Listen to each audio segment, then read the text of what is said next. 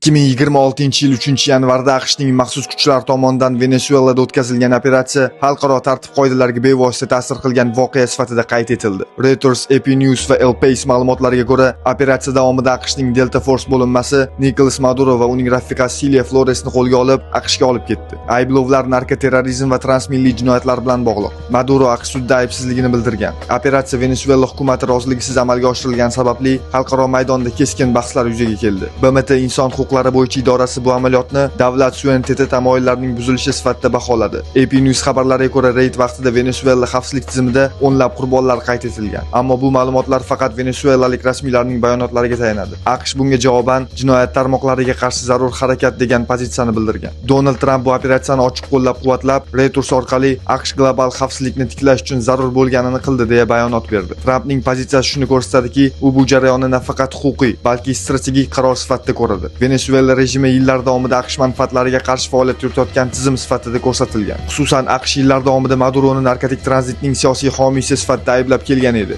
Neft masalasi bu yerda markaziy o'ringa ega. El País tahlillariga ko'ra, Venesuela dunyodagi eng katta tasdiqlangan neft zaxiralariga ega bo'lib, bu resurslar ustidan nazorat har doim global geosiyosiy tortishuvlarning asosiy omili bo'lib kelgan. Shuning uchun ekspertlarning bir qismi bu operatsiyani faqat jinoyatga qarshi kurash emas, balki mintaqadagi energetik ta'sir doirasini qayta belgilash jarayoni sifatida ko'rdi. Bu fikr rasmiy dalil emas, ammo jiddiy tahliliy pozitsiya sifatida ommaviy axborot vositalarida qayd etilgan. Maduroning qo'lga olinishi ortidan Karakasdagi ichki vaziyat ham izdan chiqqan. Guardian ma'lumotida aytilishicha, ayrim qurolli guruhlar faol harakatlana boshlagan. Hukumat esa xavfsizlikni tiklash uchun qo'shimcha kuchlarni safarbar qilgan. Bu esa Venesuela ichida hokimiyat vertikalining zaiflashganini ko'rsatadi. Keyingi ehtimoliy nishonlar masalasi bo'yicha rasmiy ma'lumotlar yo'q. Ammo Reuters tahlilchilarining fikriga ko'ra, AQShning mintaqaviy siyosat fonida Eron, Kuba yoki ayrim Lotin Amerikasi davlatlari bilan bog'liq bosim kuchayishi ehtimoli bor. Bu real harbiy rejalar emas, balki geosiyosiy vaziyatdan kelib chiqqan tahliliy ehtimoldir. Xulosa shuki, Maduro operatsiyasi xalqaro maydonda kuchlar nisbatini qayta ko'rib chiqilishiga olib keldi. Bu hodisa davlat suvereniteti, transmilliy jinoyatchilik, neft geosiyosati va AQShning global strategiyasiga oid keskin savollarni paydo qildi. Rasmiy ma'lumotlar shuni ko'rsatadiki, bu voqea yaqin yillarda ham global siyosiy muhokamalarning markazida qoladi.